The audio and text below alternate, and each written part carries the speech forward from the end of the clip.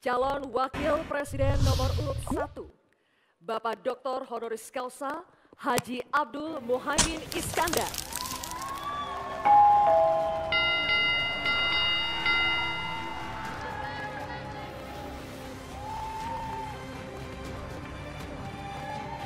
Berikutnya, Calon Wakil Presiden nomor urut 2, Bapak Gibran Rakabuming Raka.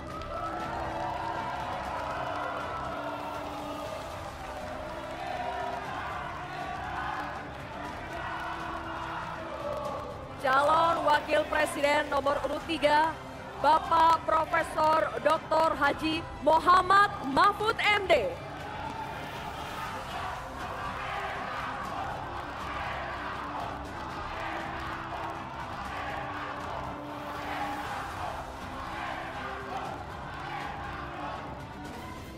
Dan sekarang kami undang ketiga calon wakil presiden untuk menuju ke podium masing-masing.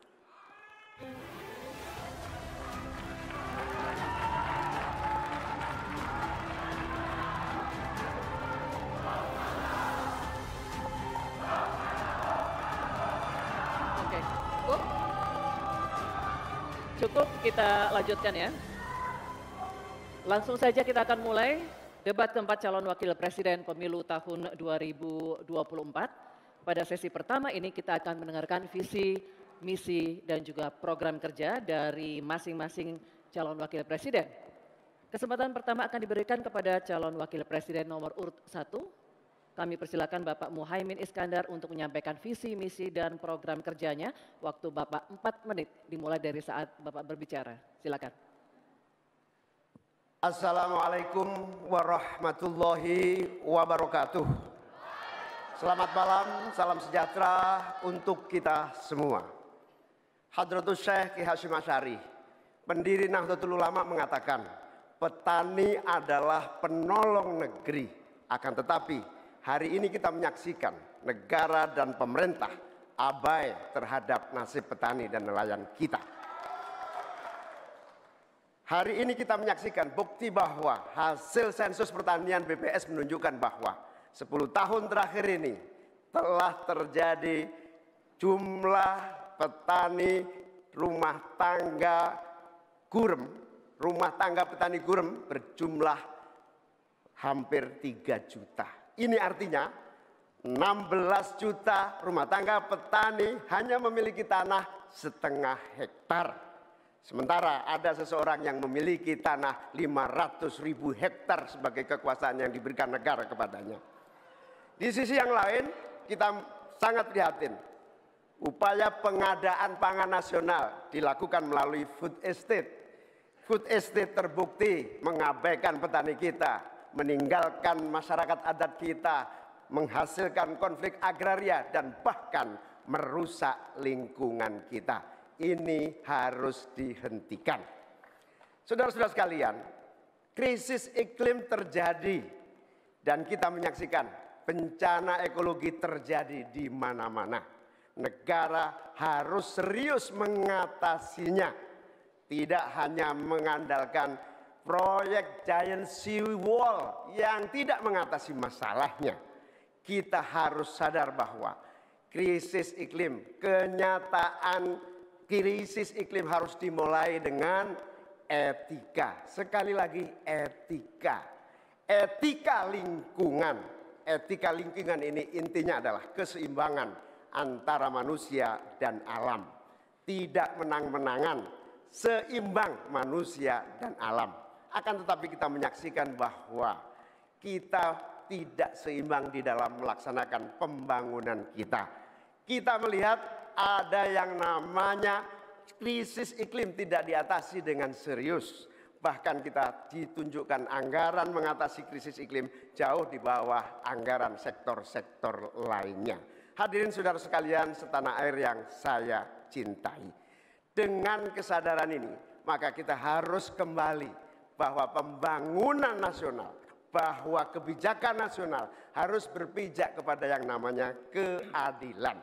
Keadilan iklim, keadilan ekologi, keadilan antar generasi, keadilan agraria, dan tentu keadilan sosial.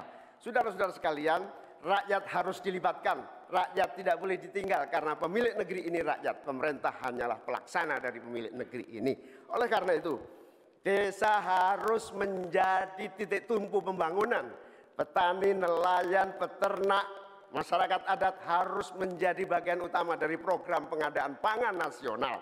Reforma agraria harus menjadi kepastian distribusi lahan bagi para petani kita.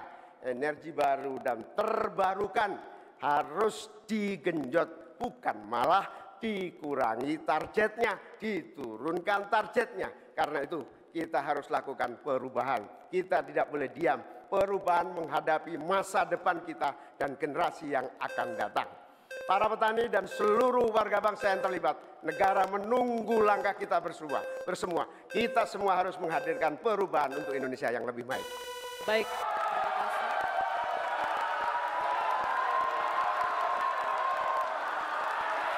Cukup. Bapak Ibu cukup. Nanti kita berikan waktu di terakhir ya. Kita lanjutkan Cukup. Bapak Ibu ya. Tenang. Baik, terima kasih Bapak Muhaimin Iskandar. Selanjutnya kami persilakan calon wakil presiden nomor urut 2 Bapak Gibran Rakabuming Raka untuk menyampaikan visi, misi dan program kerja. Waktu Bapak 4 menit dimulai ketika Bapak berbicara. Assalamualaikum warahmatullahi wabarakatuh. Salam sejahtera, Shalom, Om Swastiastu, Namo Buddhaya, salam kebajikan. Indonesia ini negara besar. Kita harus bersyukur Indonesia memiliki sumber daya alam yang sangat kaya. Di antaranya kita punya cadangan nikel terbesar di dunia, timah terbesar nomor 2. Oleh karena itu, program hilirisasi harus dilanjutkan dan diperluas cakupannya. Tidak hanya hilirisasi tambang saja, tapi juga hilirisasi pertanian, sektor maritim, dan juga hilirisasi digital. Intinya, kita tidak boleh lagi mengirim barang mentah. Untuk mengurangi ketergantungan pada energi fosil, kita akan dorong transisi menuju energi hijau, seperti bioaftur, biodiesel, dan juga bioetanol. Yang sudah dilakukan meliputi B35 dan B40. Potensi energi baru terbarukan kita juga luar biasa sekali.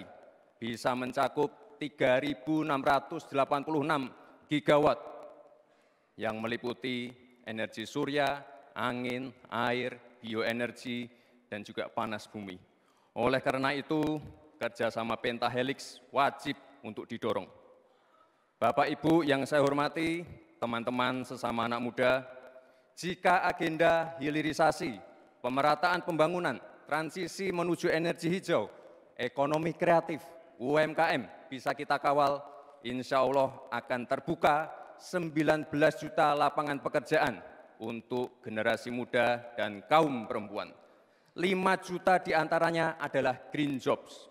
Green jobs ini adalah peluang kerja di bidang kelestarian lingkungan. Green jobs ini adalah tren peluang kerja masa kini dan masa depan.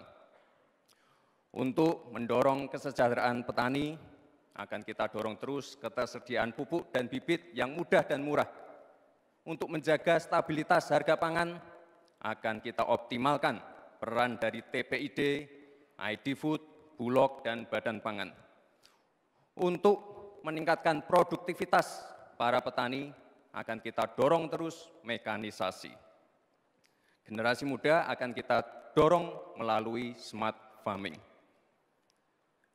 Agenda reforma agraria akan kita lanjutkan juga terkait kepemilikan tanah dan juga pemanfaatan tanah yang lebih berkeadilan. Program PTSL, redistribusi tanah, dan One Map Policy akan dilanjutkan. Anggaran dana desa sudah terbukti menurunkan angka desa tertinggal dan meningkatkan angka desa berkembang dan mandiri. Oleh karena itu, anggaran dana desa akan ditingkatkan sesuai dengan kekuatan fiskal di dalam negeri. RUU Masyarakat Hukum Adat akan didorong agar lebih berkeadilan. Karena sesuai dengan prinsip Sustainable Development Goals, yaitu Leave No One Behind. Narasi besarnya di sini adalah keberlanjutan dan penyempurnaan. Terima kasih. Wassalamualaikum warahmatullahi wabarakatuh. Baik. Masih ada waktu, Bapak? Masih ada waktu. Mau dimanfaatkan atau tidak? Cukup? Baik. Oke. Cukup? Cukup? Tenang? Tenang, Bapak. Baik. Ibu? Kita lanjutkan, Bapak, Ibu. Kita lanjutkan. Cukup? Bisa Terima tenang? kasih. Kita lanjutkan ya. Kita lanjutkan. Baik. Nanti kita akan kasih kesempatan, kita lanjutkan dulu sesinya. Selanjutnya kami akan persilakan calon wakil presiden nomor urut 3, Bapak Mahfud MD untuk menyampaikan visi, misi, dan program kerjanya. Waktu Bapak sama 4 menit dimulai saat Bapak berbicara. Silakan Pak Mahfud. Bismillahirrahmanirrahim, atas berkat rahmat Allah yang Maha Kuasa. Diskusi atau debat ini sangat penting karena menyangkut 3 hal yang akan menentukan masa depan negara kesatuan Republik Indonesia dan bangsa Indonesia, yaitu Tuhan, manusia, dan alam. Di dalam kearifan lokal, misalnya di Jawa dan Bali ada istilah Trihita Karana. Di Sunda, Jawa Barat ada Tritangtu, 3. Ada Trinitas, Trisakti, dan sebagainya. Di dalam kearifan lokal, bangsa Indonesia di masa lalu sudah biasa melakukan langkah-langkah untuk memberikan perlindungan atas lingkungan hidup agar lestari. Bahkan konstitusi kita juga menyatakan bahwa sumber daya alam itu harus dikelola dan digunakan untuk sebesar-besar kemakmuran rakyat. Saudara, sumber daya alam kita sangat kaya, tapi pangan belum berdaulat. Petani makin sedikit, lahan pertanian makin sedikit, tapi subsidi pupuk makin besar. Pasti ada yang salah. Petaninya sedikit, lahannya sedikit, kok subsidinya setiap tahun naik? Pasti ada yang salah. Laut kita berlimbah, udara kita meracuni paru-paru kita. Investor masuk, industrialisasi terjadi, lingkungan rusak, rakyat menderita. Kemudian sumber daya alam menjadi sumber sengketa di antara rakyat dengan rakyat, antara pemerintah dengan pemerintah. Allah mengingatkan tentang ini dalam Al-Quran, Dhaharul fasadi fil barri wal bahri bima kasabat aydin nas liyudhiqahum ba'dad ladzi amilu. Telah terjadi kerusakan di bumi karena tingkah laku manusia di darat dan di laut. Ini ditunjukkan oleh Allah agar manusia sadar bahwa mereka telah merusak alam di negaranya yang dikuasai seharusnya oleh bangsanya. Saudara, saya katakan ini tidak mudah, tapi hanya 2 kuncinya, komitmen dan keberanian. Pada 16 Juni 2011, sebagai Ketua MK, saya sudah mengatakan apa-apa yang diperlukan untuk ini. Saya membuat vonis tanggal 16 Juni bahwa sumber alam itu untuk memihak rakyat ukurannya ada 4. 1, pemanfaatan. 2, pemerataan. 3, partisipasi masyarakat. Dan kemudian juga penghormatan terhadap hak-hak yang diwariskan secara luhur kita. Kami akan gunakan 4 tolok ukur itu. Tetapi saya tidak melihat pemerintah melakukan langkah-langkah apa sih yang diperlukan ini untuk menjaga kelestarian lingkungan alam kita. Maka kami punya program petani bangga bertani di Laut Jaya, nelayan sejahtera. Jangan misalnya seperti food estate yang gagal dan merusak lingkungan. Yang benar aja, rugi dong kita. Terima kasih. Assalamualaikum warahmatullahi wabarakatuh. Baik, terima kasih Pak Mahfud. Kami akan buka amplop pertanyaannya, masih disegel Bapak-Bapak, dan kami ingatkan juga bahwa kami akan membacakan pertanyaan ini satu kali, mohon didengarkan dengan seksama. Ini pertanyaan untuk calon wakil presiden nomor urut 2, Bapak Gibran Rakabuming Raka. Pembangunan rendah karbon diperlukan untuk mewujudkan net zero emission atau emisi nol bersih tahun 2060 melalui pemanfaatan sumber daya alam yang efisien dan inklusif. Namun praktek pembangunan masih berorientasi pada ekonomi ekstraktif. Pertanyaannya, bagaimana kebijakan paslon untuk mengarusutamakan pembangunan rendah karbon yang berkeadilan? Waktu menjawab 2 menit, Bapak, dimulai saat Bapak berbicara. Silakan. Baik, terima kasih. Jika kita bicara masalah karbon, tentunya kita harus menyinggung juga masalah pajak karbon, carbon storage, dan juga carbon capture. Agenda ke depan tentu kita harus mendorong transisi menuju energi hijau. Kita tidak boleh lagi ketergantungan pada energi fosil, kita dorong terus energi hijau yang berbasis bahan baku nabati, seperti yang saya katakan tadi, bioetanol, bioaftur, biodiesel. Sekarang sudah terbukti dengan adanya B35 dan B40, ini sudah mampu menurunkan nilai impor minyak kita, meningkatkan nilai tambah produksi sawit di dalam negeri, dan juga lebih ramah lingkungan. Sekali lagi, tantangannya di sini adalah mencari titik keseimbangan atau titik tengah. Kita ingin menggenjot hilirisasi industri, tapi kita juga wajib menjaga kelestarian lingkungan. Kita ingin meningkatkan produktivitas petani dan juga sektor maritim, tapi kita juga wajib menjaga keseimbangan alam. Dalam pelaksanaannya tentu AMDAL itu wajib, analisa lingkungan juga wajib, sustainability report wajib juga. Dan jangan sampai ada alih fungsi lahan yang sekiranya merugikan pengusaha lokal, UMKM lokal, ataupun masyarakat adat setempat. Sekali lagi, potensi energi baru terbarukan juga luar biasa sekali. Ada energi surya, angin, air, bioenergi, panas bumi, dan kita punya potensi yang besar sekali, 3.686 gigawatt. Terima kasih. Terima kasih, Bapak Gibran Rakabuming Raka.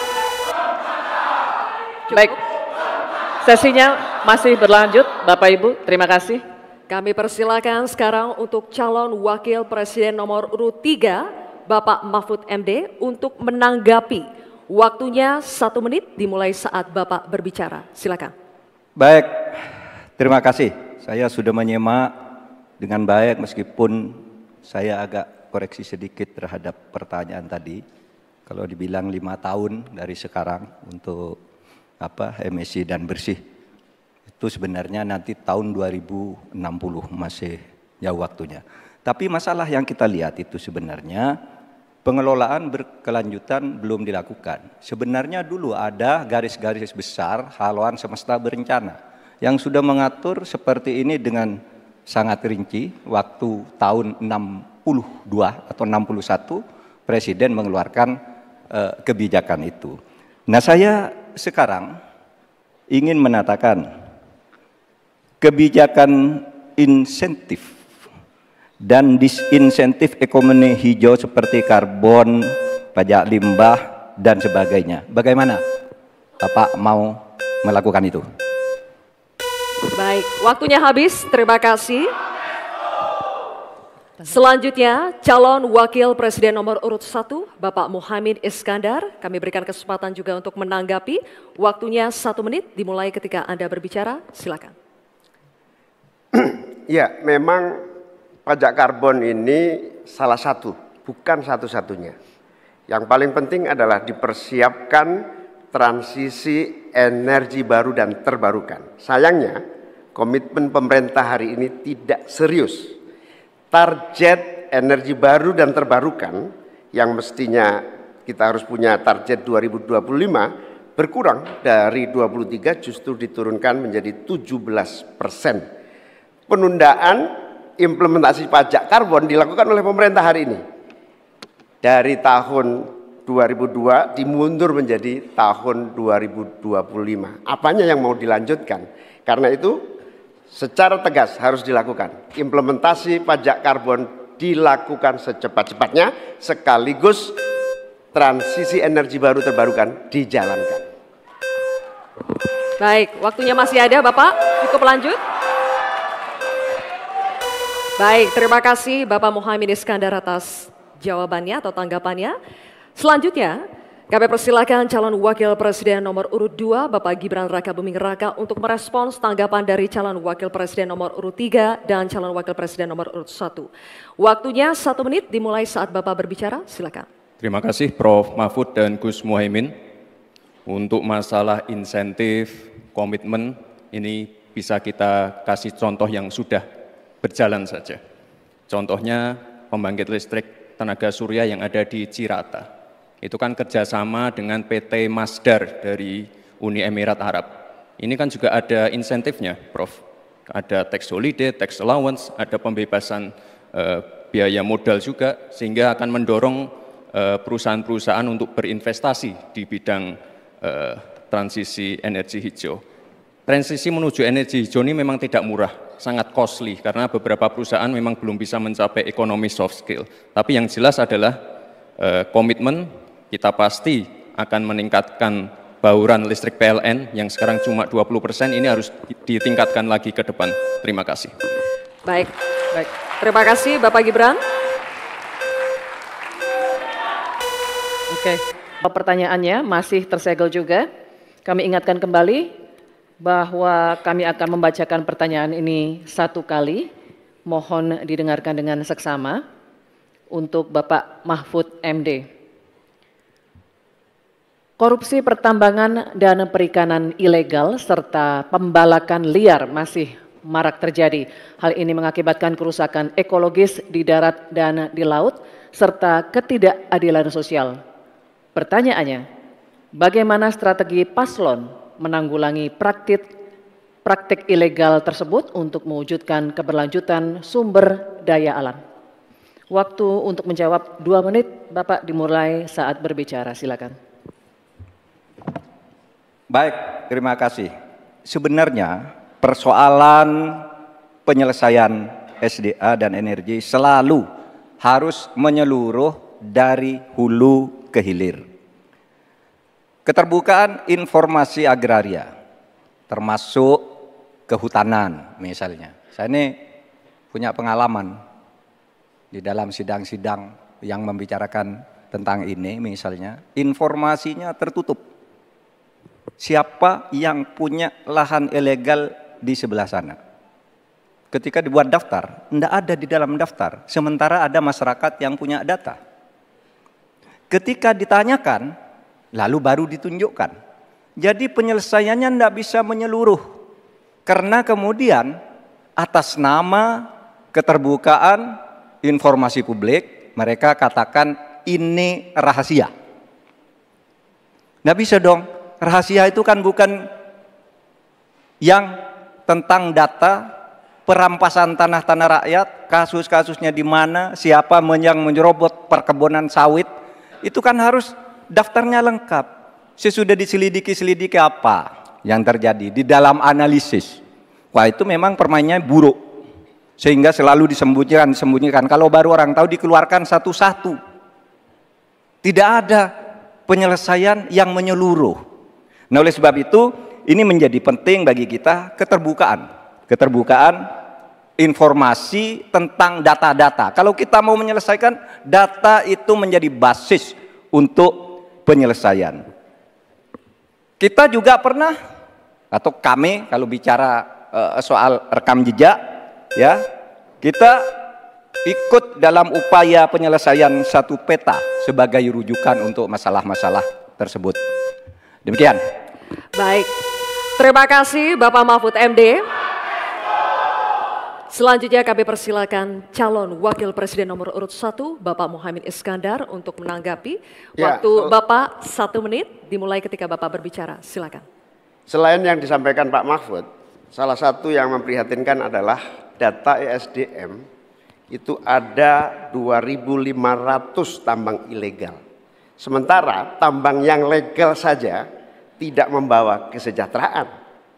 Dan kita menyaksikan dalam proses penambangan dan bisnis tambang kita, hilirisasi dilakukan ugal-ugalan, merusak lingkungan, ada kecelakaan, tenaga asing mendominasi.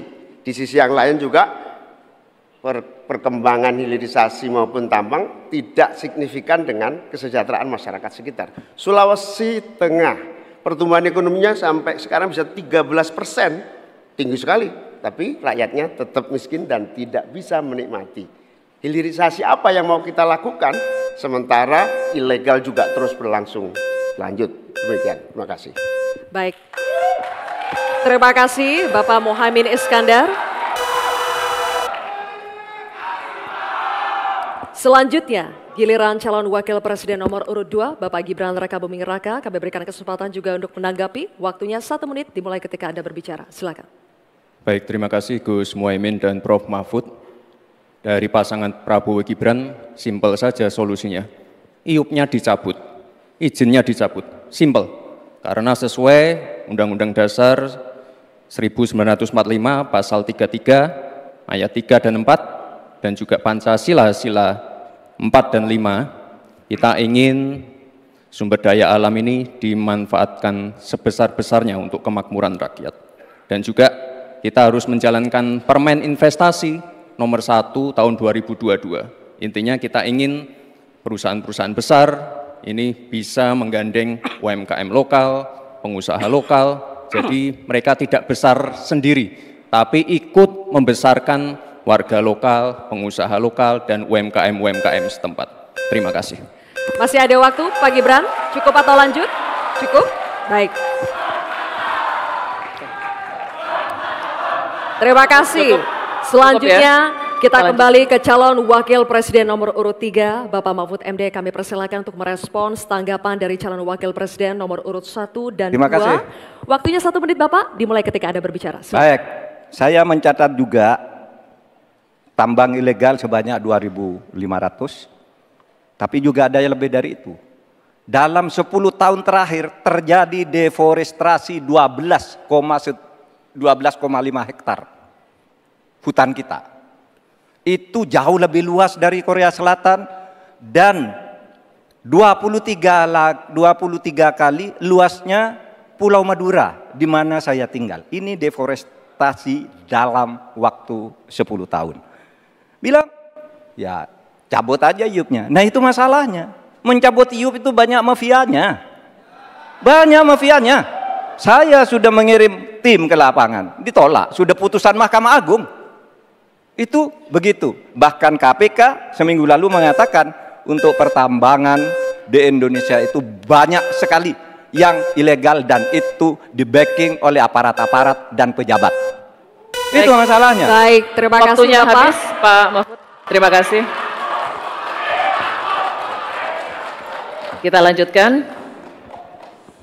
Baik, kini kita beralih ke pertanyaan untuk calon wakil presiden nomor urut 1, Bapak Muhaimin Iskandar. Kami akan persilakan panelis Bapak Fabi Tumewa untuk mengambil subtema di dalam wadah. Silakan Pak, mohon diperlihatkan kepada hadirin dan juga moderator.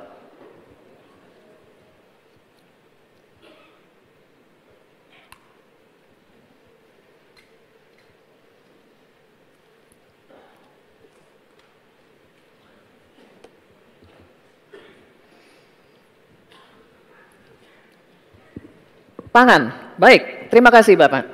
Dan kami persilakan pula panelis Profesor Dr. Insinyur Haryadi Kartodiharjo untuk mengambil undian daftar pertanyaan dari wadah. Mohon diperlihatkan huruf yang tertera.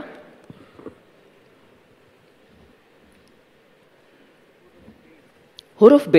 Terima kasih. Pangan huruf B. Baik, Bapak-Bapak, masih tersegel, kita akan buka. Dan kembali kami ingatkan bahwa kami akan membacakan pertanyaan satu kali, mohon didengar dengan seksama. Ini untuk calon wakil presiden nomor urut 1 Bapak Muhaimin Iskandar. Perubahan iklim ekstrim mengancam produksi pangan dan menurunkan kualitas gizi pangan. Hal ini sangat berpengaruh terhadap kualitas sumber daya manusia serta kecerdasan, imunitas, dan produktivitas. Pertanyaannya, bagaimana strategi paslon untuk menghadapi dampak perubahan iklim terhadap produksi dan kualitas gizi pangan? Waktu menjawab 2 menit, Pak Muhaimin, dimulai saat berbicara. Silakan. Saudara-saudara sekalian, tanpa krisis iklim pun persawahan pertanian kita tidak memiliki air dan irigasi yang memadai. Bahkan dia lebih fatal lagi dalam mengadakan pengadaan pangan nasional, petani tidak dilibatkan dan bahkan hanya melibatkan korporasi. Ini yang harus kita rubah.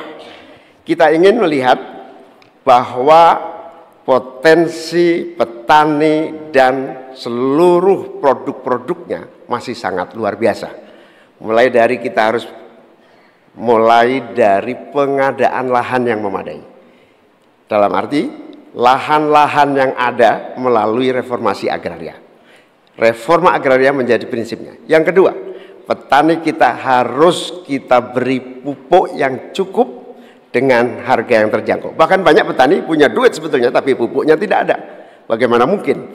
Yang kedua, potensi pupuk organik juga menjadi salah satu bagian penting agar produksi pertanian kita semakin berkualitas.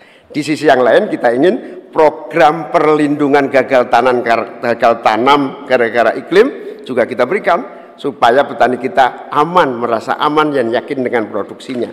Pengembangan irigasi dan subsidi pupuk tidak bisa dielakkan. Tidak boleh kita melakukan pembiaran petani kita sehingga kita kekurangan pangan, petani kita tidak diberi kesempatan untuk mengisi kekurangan pangan itu.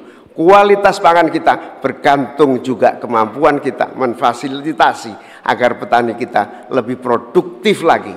Dengan cara ini, desa-desa kita libatkan untuk menjadi bagian dari satu kesatuan pengadaan pangan yang berkualitas, sekaligus kita hentikan untuk ketergantungan dari pangan di luar produksi kita sendiri. Baik, terima kasih. Selanjutnya, kami persilakan calon wakil presiden nomor urut 2, Bapak Gibran Rakabuming Raka untuk menanggapi. Waktu Bapak 1 menit dimulai ketika Anda berbicara, silakan. Baik, terima kasih. Enak banget ya Gus ya, jawabnya sambil baca catatan tadi. Kuncinya di sini adalah ekstensifikasi dan intensifikasi lahan. Kemarin, tahun lalu kita sudah bangun pabrik pupuk di Fak-Fak. Kuncinya untuk meningkatkan produktivitas, ya kita harus genjot kawasan industri pupuk.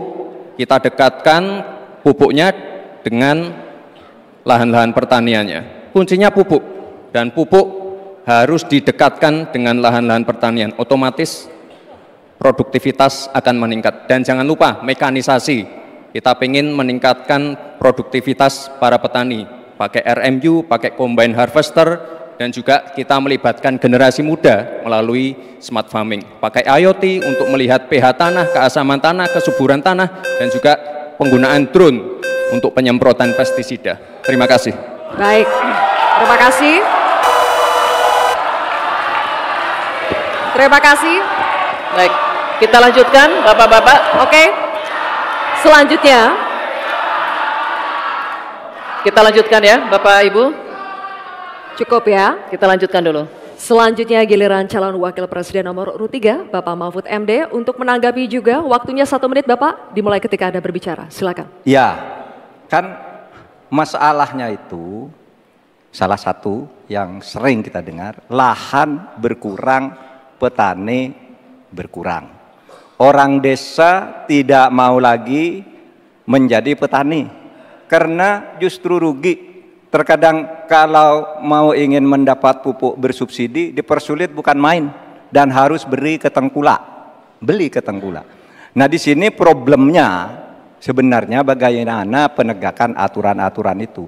Kami di Jawa Tengah itu pernah punya program di mana Pak Ganjar waktu jadi gubernur waktu itu membuat 29 badan usaha milik petani yang itu efektif untuk membantu petani saling menolong menggarap tanahnya sehingga dia kerasan di desa.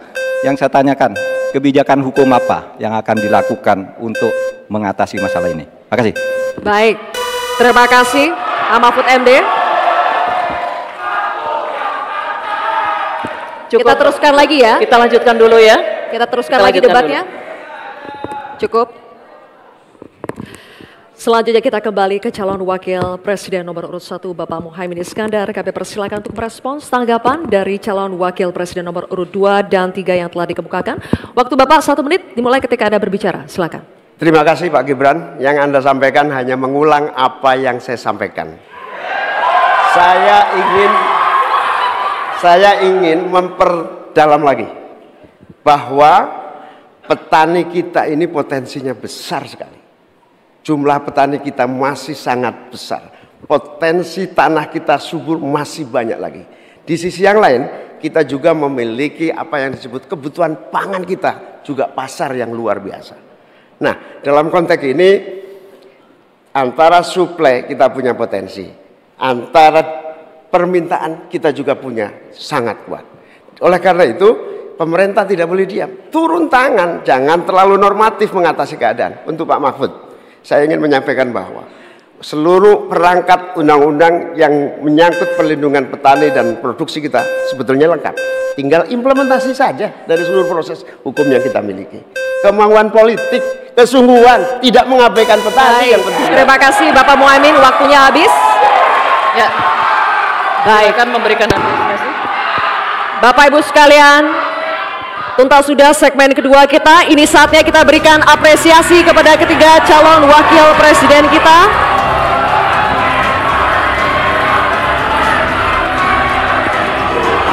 Kita akan jeda sejenak dan kembali lagi dengan segmen pendalaman visi, misi, dan program kerja dengan subtema lainnya.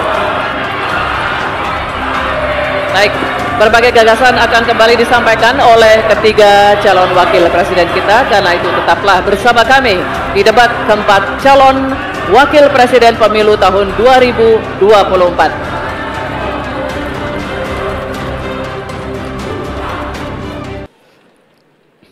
Mohon perlihatkan kepada hadirin dan juga kepada kami.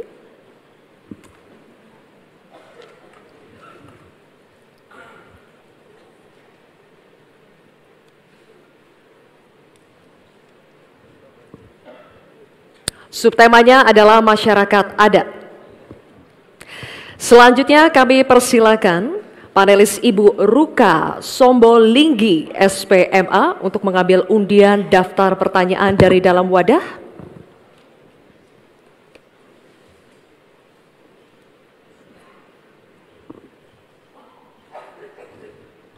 Diperlihatkan kepada hadirin dan kami. Oke, undian daftar pertanyaan huruf A, subtema masyarakat adat. Baik, kami akan buka amplop pertanyaan yang masih disegel ya. Bapak Ibu, kami ingatkan sekali lagi kepada calon wakil presiden untuk menyimak dengan seksama karena pertanyaan hanya akan kami bacakan satu kali. Pertanyaan untuk calon wakil presiden nomor urut 3, Bapak Mahfud MD. Kebijakan agraria dan sumber daya alam sering tanpa persetujuan masyarakat adat. Akibatnya, sejak 2014 terjadi perampasan 8,5 juta hektar wilayah adat, mengakibatkan 678 kasus kriminalisasi dan pemiskinan perempuan adat. Pertanyaannya, bagaimana strategi paslon untuk memulihkan hak-hak masyarakat adat? Waktu menjawab 2 menit dimulai saat Bapak berbicara. Silakan. Terima kasih moderator. Saya ingin memulai masalah ini dengan pengalaman bahwa saat ini di tahun 2024 ini berdasar rekapitulasi yang dibuat oleh Kemenko Polhukam, dari 10.000 pengaduan, itu 2.587 adalah kasus tanah adat. Jadi ini memang masalah besar di negeri ini. Ada orang yang mengatakan, aturannya kan sudah ada, tinggal laksanakan, enggak semudah itu. Justru ini aparatnya yang tidak mau melaksanakan aturan.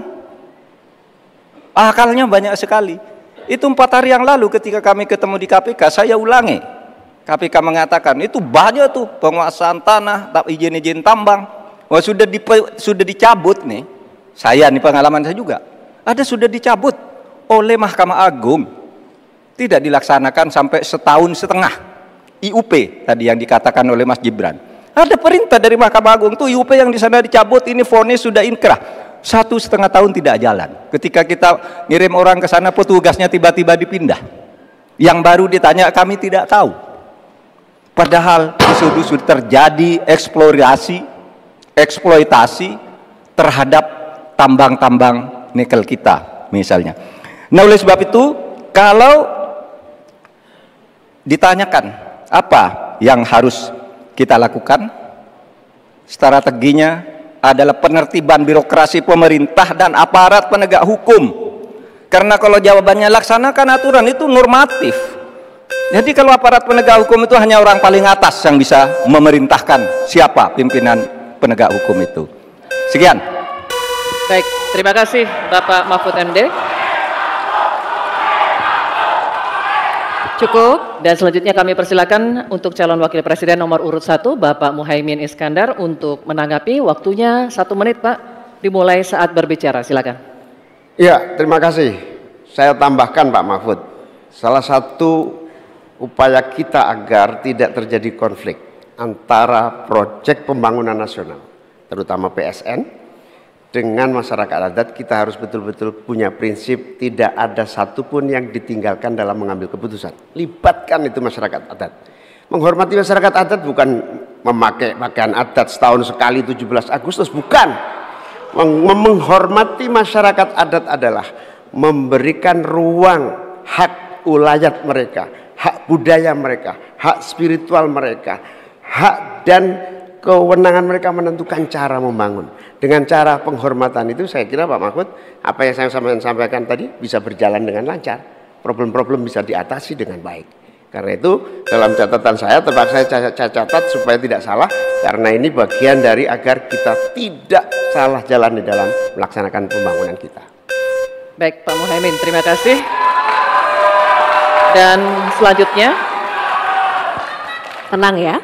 Kami akan persilakan calon wakil presiden nomor urut 2 Bapak Gibran Rakabuming Raka untuk menanggapi. Waktunya sama 1 menit dimulai saat berbicara. Silakan. Baik, terima kasih Prof. Mahfud. Sebagai seorang ahli hukum, Prof. Mahfud pasti paham bahwa RUU Masyarakat Hukum Adat ini masih kita usahakan untuk didorong. Sekarang juga sudah ada Perpres 28 tahun 2023. Ini sudah ada 1,5 juta hektar hutan adat yang sudah diakui. Memang kuncinya ke depan adalah kita harus perbanyak dialog dengan para tokoh adat, kepala-kepala adat, tokoh masyarakat setempat. Jadi jangan sampai ketika ada pembangunan yang masif ataupun ada PSN, jangan sampai masyarakat adat ini tersingkirkan. Justru harus dirangkul dan diberikan manfaat yang sebesar-besarnya, terutama untuk masyarakat lokal, pengusaha lokal, UMKM lokal, dan termasuk masyarakat adat setempat. Terima kasih. Baik, masih ada waktunya Pak Gibran? Cukup? Oke, baik, terima kasih.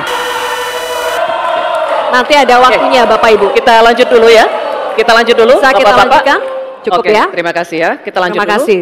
Kita akan kembali dulu ke Pak Mahfud MD.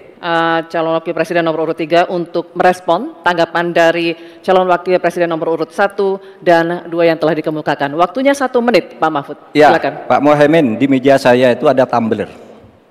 Tulisannya no one left behind. Jangan ada satupun yang tertinggal. Dan itu yang saya lakukan. Kalau Bapak tadi katakan jangan ada yang tertinggal dong. Semua dilipat. Itu yang tadi saya putuskan ketika saya membatalkan 14 pasal Undang-Undang Wilayah Pesisir, justru karena di situ masyarakat adat tidak pernah dilibatkan. Sehingga mereka coba, sekarang ini masyarakat adat yang ada di hutan-hutan di Kalimantan Timur itu, 20.000 orang tidak bisa memilih karena tidak punya KTP. Kenapa tidak punya KTP? Karena katanya dia menghuni hutan negara. Kalau hutan negara tidak boleh ada penduduk di situ, padahal dia sudah puluhan tahun di situ. Nah, tentang RUU Hukum Masyarakat Hukum Adat, AKA sudah masuk di dalam program kami, divisi kami. Memang itu sesudah sejak 2014 tidak jalan, akan kita jalankan. Terima kasih. Baik, Pak Mahfud, terima kasih. Oke, cukup. Setelah mendengarkan pertanyaan dengan seksama, karena pertanyaan hanya akan kami bacakan satu kali. Pertanyaan untuk calon wakil presiden nomor urut 1 Bapak Mohamid Iskandar. Desa adalah daerah yang cenderung ditinggalkan warganya. Dampaknya desa makin kehilangan sumber daya manusia potensialnya. Pertanyaannya, bagaimana kebijakan dan strategi paslon agar warga desa lebih berminat untuk tinggal dan membangun desanya? Bapak Muhaimin, waktu Anda menjawab 2 menit dimulai saat Anda berbicara, silakan.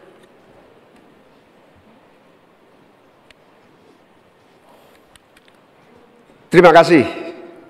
Saya catat sedikit. Yang penting ini bukan catatan Mahkamah Konstitusi. Hadirin sekalian yang saya muliakan, sebetulnya diawali dari paradigma. Paradigma pembangunan kita itu apa? Dulu kita gagal zaman Orde Baru karena kita membangun dari atas. Dengan pembangunan desa, kita membangun dari bawah. Dengan pembangunan dari bawah, kita yakin akan tumbuh kehidupan kemasyarakatan, ekonomi, sosial, budaya yang akan terus terjaga dan lestari. Oleh karena itu, sejak kita mengawali undang-undang pembangunan desa yang diikuti dengan penerapan dana desa yang terus meningkat dari tahun ke tahun, akan terbangun infrastruktur dan transformasi desa dari desa tertinggal menjadi desa maju dan mandiri. Hari ini sudah 13.000 desa yang tertinggal menjadi desa tinggal, sudah menjadi desa maju, desa mandiri. Sekarang tinggal 4.000 saja. Ini bukti bahwa infrastruktur kita berjalan baik, dana desa terlaksana dengan baik, sehingga masyarakat desa semakin kerasan. Nanti ke depan kita akan siapkan lagi, naikkan lagi anggaran 5 miliar per desa. Agar apa? Tidak hanya infrastrukturnya yang baik, tetapi juga ada kehidupan ekonomi yang tumbuh melalui BUMDes, melalui berbagai kegiatan wirausaha yang tumbuh, pertanian, peternakan, ekonomi kreatif tumbuh di desa, sehingga orang tertarik di desa. Jadi infrastruktur beres, pembangunan sarana prasarana tumbuh, kegiatan ekonomi memadai, dan desa terjaga menjadi komunitas yang membanggakan, sehingga masyarakat tidak lagi tertarik menjadi urbanisasi, tapi juga kembali ke desa, membangun desa untuk pembangunan bangsa. Baik, terima kasih. Waktu habis. Terima kasih. Nanti ada waktunya, Bapak Ibu. Kita lanjutkan, Bapak Ibu. Tenang ya. Kini kami akan persilakan calon wakil presiden nomor urut 2 Bapak Gibran Rakabuming Raka untuk menanggapi. 1 menit Bapak, dimulai saat berbicara. Silakan. Nah gitu dong Gus, jangan terlalu tegang kayak waktu debat Cawapres pertama kemarin. Intinya di sini adalah bagaimana kita bisa menumbuhkan rasa sense of belonging dari masyarakat desa. Saya pernah ke Mojokerto, di situ ada desa wisata nomor 1 se-Indonesia. Kemarin dapat penghargaan dari Pak Sandiaga Uno. Intinya adalah ini adalah desa wisata dibangun dengan crowdfunding. Jadi masyarakat desa punya saham di destinasi wisata tadi. Jadi ini salah satu contoh yang baik cara bagaimana agar masyarakat desa tidak meninggalkan desa atau mencari pekerjaan di kota. Kita bangun sense of belonging, kita pengen program-program yang sudah dijalankan di Mojokerto ini juga bisa dijalankan di desa-desa yang lain. Terima kasih. Baik, waktunya masih cukup Pak Gibran? Oke. Nanti ada waktunya. Bapak Baik. Ibu, cukup? Pak, Bapak, Nanti ada cukup? waktunya, kita Cukup. lanjutkan ya. Terima kasih. Tenang ya, kita lanjutkan ya. Kita akan persilakan sekarang ya. calon wakil presiden nomor urut 3, Bapak Mahfud MD untuk menanggapi. Waktunya 1 menit. Pak Mahfud, dimulai saat berbicara, silakan. Bapak Cawapres, Bapak Muhaimin Iskandar, calon presiden kami, Bapak Ganjar Pranowo, punya catatan menarik tentang apa yang dilakukan untuk mengatasi hal yang tadi ditanyakan. Pertama, ada program 1000 embung. Ada program desa mandiri, mandiri energi dan mandiri pangan, kemudian pembangunan irigasi. Lalu di daerah istimewa Yogyakarta ada satu daerah Panggung Harjo namanya, Desa Panggung Harjo, itu dikenal sangat maju, koperasinya jalan, irigasinya jalan, UMKM-nya jalan, dikelola oleh desa itu dengan baik. Nah masalahnya sekarang sebenarnya ada pepatah, Deso Mowo Coro, Negoro Mowo Toto. Ini yang di daerah-daerah lain tidak jalan. Negara terlalu intervensi ke desa dalam soal-soal administratif. Terima kasih. Terima kasih Pak Mahfud. Kini kita akan kembali ke calon wakil presiden. Kita akan kembali ke calon wakil presiden nomor urut 1, Bapak Muhaimin Iskandar. Kami persilakan untuk merespon tanggapan dari cawapres nomor urut 2 dan 3 yang telah diberikan. Waktunya 1 menit, Bapak. Silakan. Ya, apa yang disampaikan Pak Gibran lebih dari upaya kita untuk menggerakkan ekonomi daerah sehingga tumbuhlah growth, tumbuhlah daya tarik. Yang lebih penting dari itu adalah desa ini harus terus diberi fasilitas insentif untuk lebih maju. Oleh karena itu, keinginan saya menambah anggaran desa minimal 5 miliar buat desa lebih maju lagi, itu betul-betul keinginan untuk mempercepat pertumbuhan ekonomi dan SDM di tingkat desa. Begitu juga yang disampaikan Pak Mahfud tadi, bahwa kearifan masyarakat desa ini harus terus dijaga.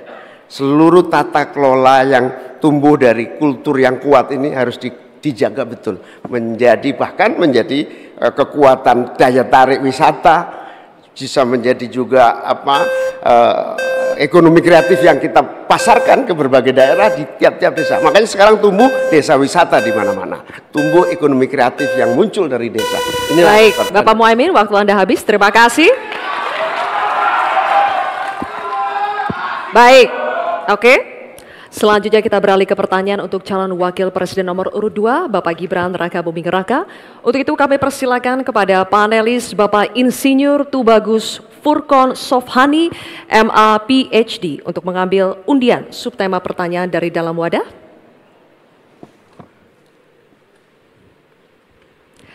Mohon diperlihatkan kepada hadirin dan juga kepada kami.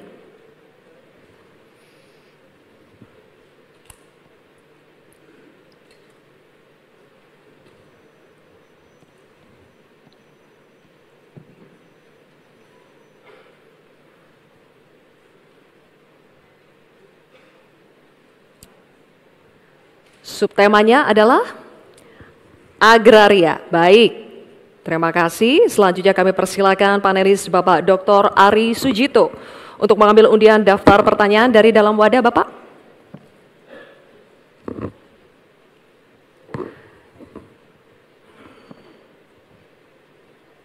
Mohon diperlihatkan kepada hadirin dan juga kepada kami. Huruf A. Oke. Subtema agraria. Undian daftar pertanyaan huruf A. Masih tersegel amplop pertanyaannya. Kami ingatkan kembali bahwa pertanyaan hanya akan kami bacakan sekali. Oleh karena itu mohon disimak dengan seksama. Pertanyaan untuk calon wakil presiden nomor urut 2, Bapak Gibran Rakabuming Raka. Undang-Undang Pokok Agraria mengamanatkan reforma agraria bertujuan merombak ketimpangan penguasaan tanah, menyelesaikan konflik agraria, dan mengatasi kemiskinan. Namun, hingga saat ini reforma agraria belum berhasil diwujudkan. Pertanyaannya, bagaimana strategi paslon untuk mengembalikan tujuan reforma agraria sesuai amanat konstitusi? Waktu Bapak 2 menit dimulai ketika Anda berbicara. Silakan. Baik, terima kasih. Untuk program reforma agraria, ini akan kami kuatkan dan kami sempurnakan. Sekarang sudah ada program PTSL, sudah berhasil membagikan sekitar 110 juta sertifikat. Dulu sebelum ada program ini, hanya bisa menghasilkan dan membagikan 500.000 sertifikat. Bayangkan itu butuh berapa tahun untuk menyelesaikan masalah.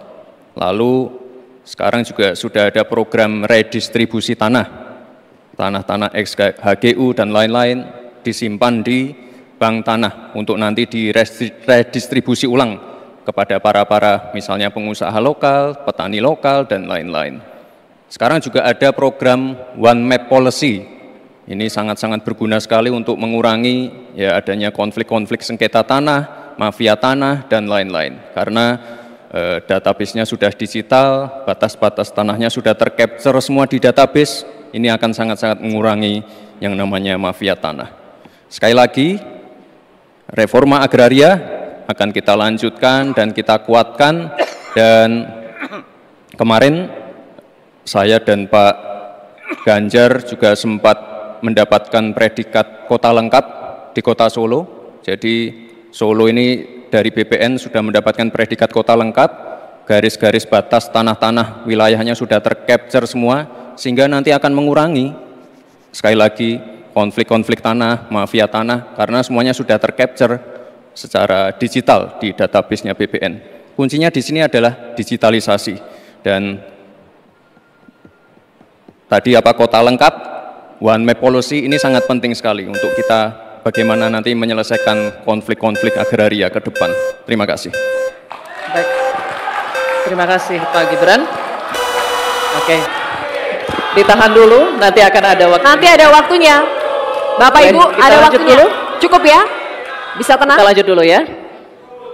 Baik, kini kami persilakan calon wakil presiden nomor urut 3, Bapak Mahfud MD, untuk menanggapi Bapak. Waktunya 1 menit dimulai dari saat berbicara. Terima kasih moderator. Jadi kalau melihat ketimpangan penguasaan tanah itu memang coba lihat bisnis sawit itu 39 hektar. Sementara hanya segelintir orang di bisnis sawit. Sementara para petani kita sebanyak 17 juta orang itu kalau dirata-ratakan itu hanya menguasai setengah hektar. Itulah sebabnya dulu ada reforma agraria yang ditugaskan kepada Presiden untuk segera dilakukan reforma. Reforma agraria itu ada 2. Ada 3. 1 legalisasi, yang kedua redistribusi, lalu yang ketiga pengembalian klaim-klaim hak atas tanah. Nah ini yang sekarang belum satu pun ada sertifikat untuk redistribusi. Yang ada itu bagus legalisasi, yaitu orang sudah punya lalu diberi sertifikatnya di situ. Yang lain belum dapat nih redistribusinya nih. Terima kasih. Baik, waktunya habis Pak Mahfud. Kini kami akan lanjutkan untuk calon wakil presiden nomor urut 1, Bapak Muhaimin Iskandar, memberikan tanggapan. Waktunya 1 menit dimulai saat berbicara. Silakan. Pak Gibran harus tahu persis ya bahwa redistribusi lahan ini tidak sama dengan sertifikasi. Pemerintah sebetulnya sudah memiliki Perpres 86 tahun 2018 yang menentukan lokasi prioritas reformasi agraria. Sehingga sebetulnya sederhana, laksanakan itu dengan sungguh-sungguh, maka akan terdistribusi hak-hak tanah. Kalau tadi ada pernyataan soal konstitusi, prinsip dasar distribusi tanah itu memang melekat dalam konstitusi kita, bahwa seluruh kekayaan negara ini punya negara, dan tugas adanya pemerintah itu adalah membagi aset tanah ini dalam reforma agraria, sehingga sertifikat yang menjadi agenda itu sama sekali tidak masuk dalam redistribusi aset, distribusi lahan, sehingga kita harus robah dan kita tunjukkan bahwa terjadi distribusi lahan untuk petani semakin sejahtera. Baik, waktunya habis. Mohon cukup tenang. ya, cukup. Nanti ada waktunya, kita lanjut dulu ya. Kita akan kembali ke calon wakil presiden nomor urut 2, Bapak Gibran Rakabuming Raka, untuk merespon tanggapan dari cawapres nomor urut 3 dan 1, waktunya 1 menit. Silakan. Baik, terima kasih Gus Muhaimin dan Prof. Mahfud. Tentunya untuk mengakselerasi proses redistribusi tanah, ini kan sudah ada MOU antara Mahkamah Agung dengan Kementerian ATR. Jadi ada sertifikasi hakim-hakim selama 40 jam diberikan pengetahuan tentang masalah-masalah tanah. Jadi sehingga ke depan bisa mempercepat dan mengakselerasi proses redistribusi tanah, terutama tanah-tanah yang masih bermasalah ataupun tanah-tanah ex-HGU yang masih bermasalah juga. Jadi ke depan yang namanya pengadilan untuk masalah pertanahan ini akan bisa diselesaikan karena sudah ada MOU antara Mahkamah Agung dan Kementerian ATR. Dan ke depan fungsi dari bank tanah akan kita optimalkan sekali lagi. Jadi permasalahannya kita selesaikan di pengadilan, masuk ke bank tanah, lalu ke direstribusi ulang ke para masyarakat adat setempat atau pengusaha-pengusaha lokal. Baik, waktunya habis. Saatnya kita berikan apresiasi, silakan untuk ketiga calon wakil presiden kita. Baik, pemirsa, kita akan jeda terlebih dahulu. Debat masih akan berlanjut di segmen berikutnya, di mana para calon wakil presiden akan saling tanya jawab. Untuk itu tetap di debat keempat.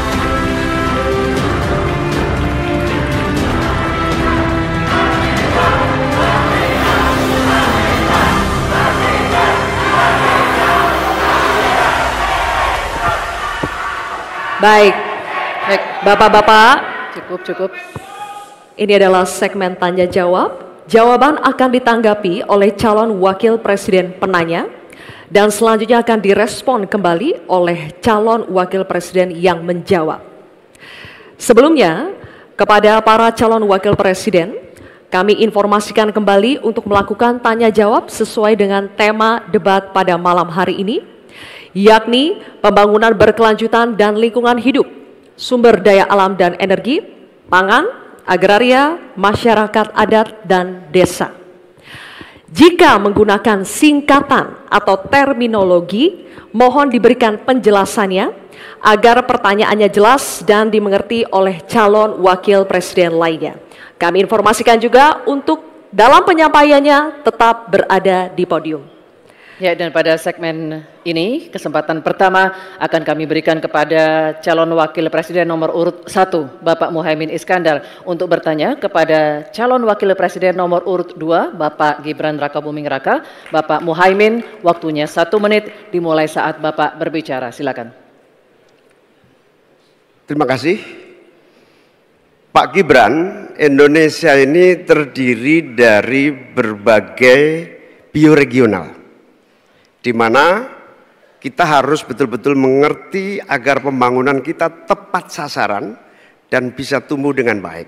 Pertanyaannya, bagaimana strategi Anda melaksanakan pembangunan berbasis bioregional itu agar keadilan iklim terjaga, keadilan sosial terwujud, keadilan ekologi terlaksana dengan baik, keadilan antar generasi juga terwujud, sekaligus keadilan sosial. Mohon dijelaskan. Waktunya masih ada 17 menit. Apakah akan dipergunakan? 17 detik. Cukup. 17 detik maksud kami? Cukup. Cukup, Pak Muhaimin. Baik. Kini kami persilakan calon wakil presiden nomor urut 2, Bapak Gibran Rakabuming Raka, untuk menjawab. Waktunya 2 menit dimulai saat Bapak berbicara. Silakan. Gus Muhaimin ini lucu ya. Menanyakan masalah lingkungan hidup, tapi itu kok pakai botol-botol plastik itu. Padahal saya, Pak Ganjar, Prof Mahfud pakai botol kaca. Itu gimana itu komitmennya? Botol plastik semua itu. Tapi nggak apa-apa. Kita kembali lagi ke topik ya. Intinya di sini kita sudah berkomitmen untuk yang namanya pembangunan tidak boleh lagi Jawa sentris. Harus mulai Indonesia sentris. Kemarin Gus Muhaimin menolak IKN, tidak apa-apa, akan kita lanjutkan dan akan kita perkuat IKN itu. Sekali lagi, yang namanya pembangunan yang masif harus memperhatikan aspek lingkungan, sosial, dan keberlanjutannya. Kita pastikan mencari titik tengah, sekali lagi titik tengah, titik keseimbangan. Membangun hilirisasi industri, tapi harus memperhatikan lingkungan hidup.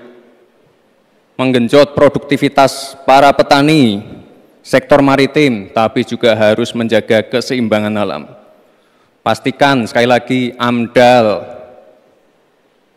analisa lingkungan, sustainability report bisa tersajikan dengan baik, dan pastikan menggandeng pengusaha-pengusaha lokal, UMKM lokal. Jadi tidak besar sendiri, tapi ikut membesarkan yang lain. Intinya adalah anggaran ini dipakai untuk kesejahteraan rakyat.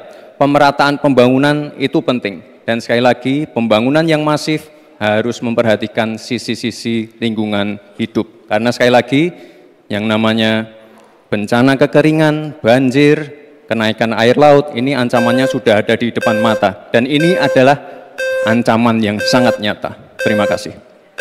Baik, ini kami persilakan. Nanti ada waktunya. Nanti ada waktunya. Cukup. Cukup. Kami persilakan calon Wakil Presiden nomor urut 1 Bapak Muhaimin Iskandar untuk menanggapi. Waktunya 1 menit Bapak di saat berbicara akan dimulai. Silakan. Pertanyaan saya tidak terjawab sama sekali. Karena di undang-undang kita juga dinyatakan bahwa potensi bioregional kita itu adalah bahwa wilayah nasional kita itu bukan terbagi bukan saja sekedar karena politik dan administrasi, tetapi ekosistem lingkungannya ada, sekaligus juga komunitas masyarakat yang tumbuh juga menjadi pertimbangan. Sehingga Papua misalnya, jangan pernah salah dalam membangun Papua. Papua harus berbasis pemerataan dan keadilan yang sempurna. Maluku misalnya, dengan kekuatan maritimnya, Maluku menjadi bioregional untuk pengembangan ekonomi kelautan dan perikanan.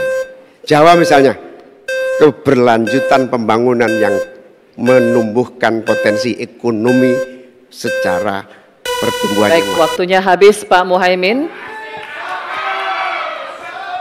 Kami persilakan calon Wakil Presiden nomor urut 2 Bapak Gibran Rakabuming Raka untuk merespon tanggapan dari Bapak Muhaimin Iskandar. Waktunya 1 menit. Kami persilakan. Katanya tidak menjawab pertanyaan, tapi Gus Muhaimin malah ngomongin pemerataan pembangunan. Itu kan tadi yang saya omongin, Gus. Pemerataan pembangunan yang tidak lagi Jawa sentris, harus Indonesia sentris. Pembangunan IKN sebagai simbol transformasi pembangunan Indonesia, Papua, dan lain-lain. Itu kan tadi udah saya jawab. Intinya sekali lagi, pembangunan tidak boleh lagi Jawa sentris, harus lebih memperhatikan masyarakat terutama yang ada di luar Jawa, biar bisa merasakan akses konektivitas yang lebih baik lagi, menurunkan inflasi, menurunkan Gini rasio, meningkatkan peluang kerja, menumbuhkan titik pertumbuhan ekonomi baru. Itu tadi kan udah saya jawab, Gus. Mungkin Gus Muhaimin juga tidak paham dengan pertanyaan yang diberikan ke saya. Mungkin itu kan dapat contekan itu dari Pak Tom Lembong mungkin ya. Terima kasih. Masih ada waktu, Pak Gibran, cukup? Tenang. Tenang. Cukup. Bisa kami minta kerjasamanya?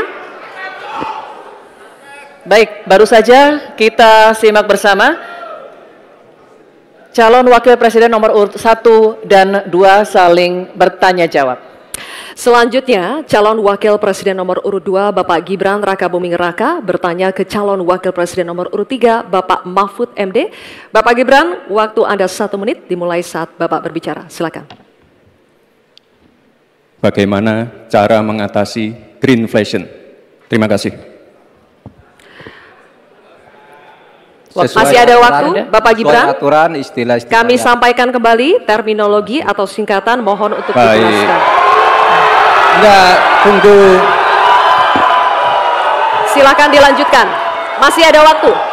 Ini tadi tidak saya jelaskan karena kan beliau kan seorang profesor. Sesuai dengan aturan. Greenflation adalah inflasi hijau. Sesimpel itu. Waktunya masih ada, Bapak Gibran, cukup? Kami persilakan kepada calon Wakil Presiden nomor urut 3 Bapak Mahfud MD untuk menjawab. Waktu Bapak 2 menit, silakan. Baik, untuk mengatasi inflasi hijau. Apa sih inflasi hijau? Itu kan ekonomi hijau. Ekonomi hijau itu adalah ekonomi sirkuler, ya, di mana sebuah proses pemanfaatan produk ekonomi, pangan misalnya, atau produksi apapun, diproduksi, kemudian dimanfaatkan, di recycle, bukan dibuat. Jadi bukan barang itu lalu dibiarkan mengganggu ekologi. Nah, saya punya cerita. Kalau bicara soal recycle seperti ekonomi hijau, saya merasa berbangga sebagai orang Madura. Karena orang Madura itu yang pertama dulu mempelopori ekonomi hijau, ekonomi sirkuler. Di mana orang Madura itu tuh yang memunguti sampah-sampah, menguti plastik-plastik lalu diolah. Sehingga sebenarnya ekonomi sirkuler itu sudah menjadi kesadaran masyarakat. Nah, oleh sebab itu, kalau untuk mengatasi inflasi itu tentu yang paling gampang kan kebijakan-kebijakan. Diatur saja jatahnya. Di sini kan harus ada data. Kecenderungannya di sini begini, kebijakannya harus begini. Kecenderungannya di sini begini, kebijakannya harus begini. Nah, itulah yang kita pahami tentang ekonomi hijau, ya, inflasi hijau dan sebagainya dan sebagainya. Nah, saudara, banyak hal yang harus kita lakukan. Karena misalnya ya, ukuran kemajuan ekonomi kita selalu diukur dari sekitar 5 hal. Misalnya pertumbuhan, kemiskinan, ketimpangan, dan 2 lainnya. Tetapi ada satu yang harus ditambahkan, yaitu emisi. Baik Pak Mahfud, waktu Anda habis. Terima kasih. Selanjutnya kami persilakan kepada calon wakil presiden nomor urut 2, Bapak Gibran Rakabuming Raka untuk menanggapi. Waktu Anda 1 menit, silakan.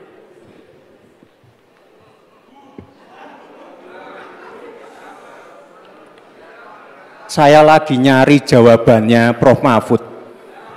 Saya nyari-nyari di mana ini jawabannya. Kok nggak ketemu jawabannya? Saya tanya masalah inflasi hijau kok malah menjelaskan ekonomi hijau. Prof. Mahfud, yang namanya greenflation atau inflasi hijau itu ya kita kasih contoh yang simpel aja. Demo rompi kuning di Perancis. Bahaya sekali. Sudah memakan korban. Ya, ini harus kita antisipasi, jangan sampai terjadi di Indonesia. Kita belajar dari negara maju. Negara maju aja masih ada tantangan-tantangannya. Intinya transisi menuju energi hijau itu harus super hati-hati. Jangan sampai malah membebankan R&D yang mahal, proses transisi yang mahal ini kepada masyarakat, pada rakyat kecil. Itu maksud saya inflasi hijau, Prof. Mahfud. Terima kasih. Masih ada waktu, Pak Gibran? Cukup? Baik. Terima kasih. Kita lanjutkan dulu. Nanti akan ada waktunya untuk memberikan support. Kita lanjutkan dulu, Bapak Ibu. Terima kasih. Kita teruskan ya. Kami persilakan calon wakil presiden nomor urut 3, Bapak Mahfud MD untuk merespon tanggapan dari Bapak Gibran Rakabuming Raka. Waktu Bapak 1 menit dimulai ketika Bapak berbicara. Silakan. Saya juga ingin mencari itu jawabannya ngawur juga itu. Gila ini. Ngarang-ngarang ndak karuan mengkaitkan dengan sesuatu yang tidak ada, gitu ya. Begini loh, kalau akademis itu gampangnya kalau bertanya yang kayak gitu-gitu tuh recehan. Gitu, recehan. Oleh sebab itu tidak layak dijawab menurut saya, dan oleh sebab itu saya kembalikan saja ke moderator. Ini tidak layak dijawab pertanyaan kayak gini. Tidak ada ini jawabannya. Terima kasih. Cukup buat Pak Mahfud? Masih ada waktu Bapak? Saya kembalikan. Cukup ya? Baik. Saya kembalikan. Tidak ada gunanya menjawab. Ya, baik. Bapak Ibu, demikianlah tadi interaksi saling tanya jawab antara calon wakil presiden nomor urut 2 dengan calon wakil presiden nomor urut 3. Terima kasih. Baik, Bapak Ibu, kita lanjutkan ya sesinya. Kita selesaikan dulu. Kali ini giliran calon wakil presiden nomor urut 3 dan nomor urut 1 untuk saling bertanya jawab. Diawali dengan calon wakil presiden nomor urut 3, Bapak Mahfud MD. Untuk bertanya kepada cawapres nomor urut 1, Bapak Muhaimin Iskandar. Waktunya 1 menit, Pak Mahfud, dimulai dari saat Bapak berbicara. Silakan. Ya, Pak Muhaimin, calon wakil presiden yang terhormat. Pada tahun 2014 kita berada di posisi yang berbeda. Saya menjadi ketua timnya Pak Prabowo, Pak Muhaimin di timnya Pak Jokowi waktu itu.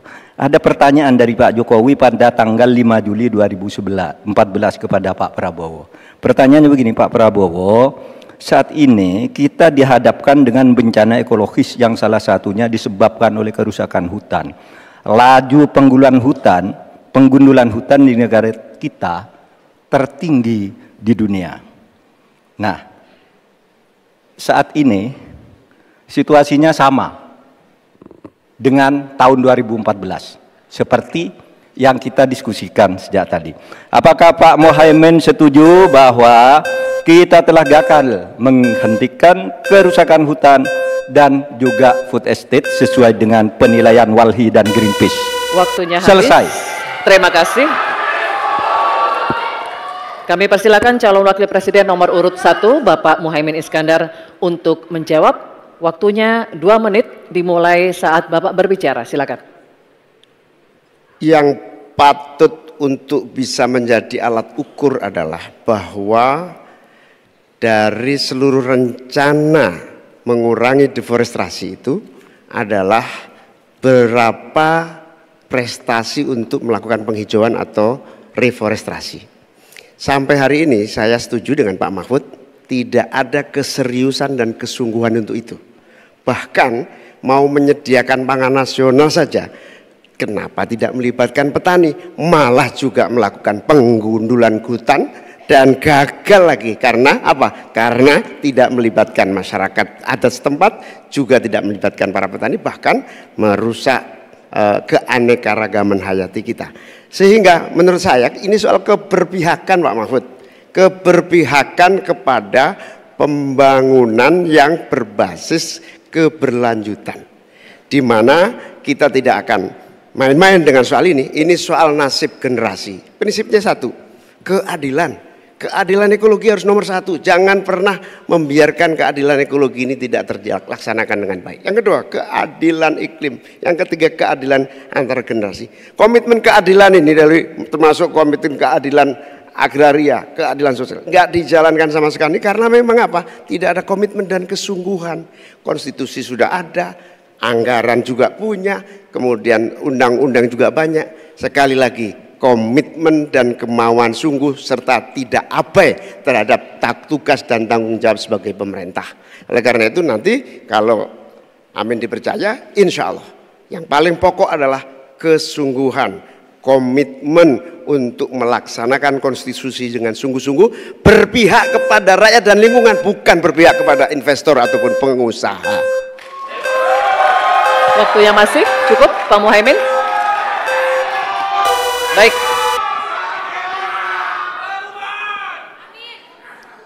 Kini kami persilakan Cawapres nomor urut 3 Bapak Mahfud MD untuk menanggapi. Waktunya 1 menit. Baik. Mulai dari saat berbicara, silakan. Pak Muhaimin,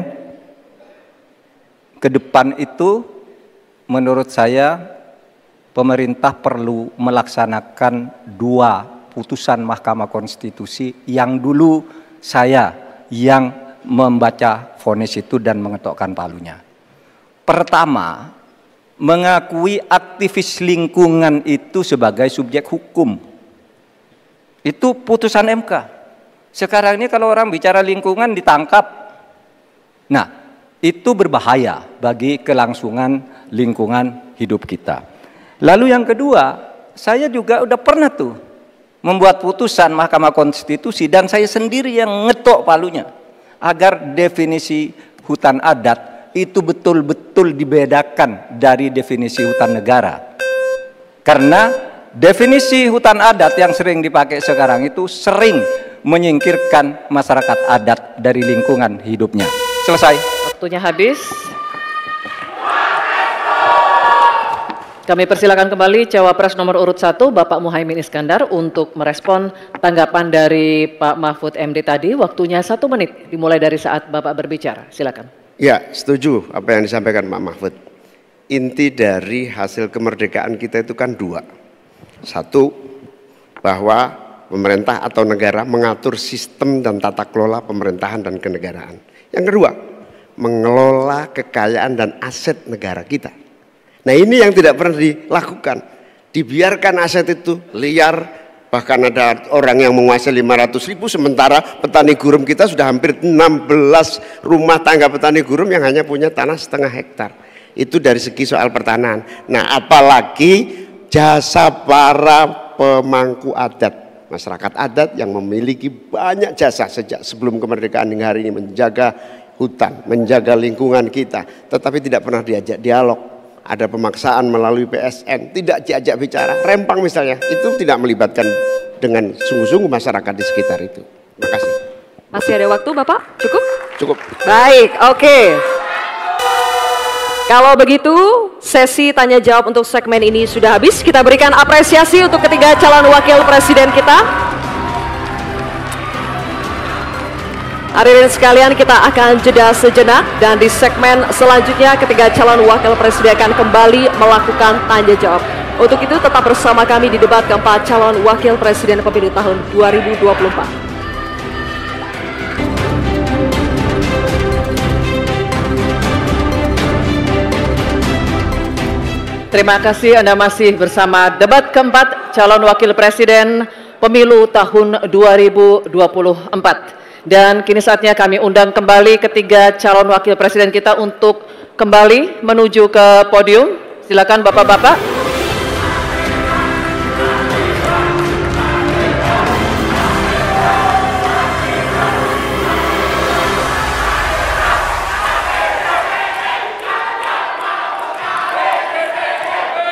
Di segmen kelima ini kita akan melanjutkan tanya jawab antara calon wakil presiden, dan di segmen ini calon wakil presiden nomor urut 2 akan bertanya kepada calon wakil presiden nomor urut 1. Kembali kami ingatkan pula untuk melakukan tanya jawab sesuai dengan tema debat kita pada malam hari ini, yakni pembangunan berkelanjutan dan lingkungan hidup, sumber daya alam dan energi, pangan, agraria, dan masyarakat adat dan desa.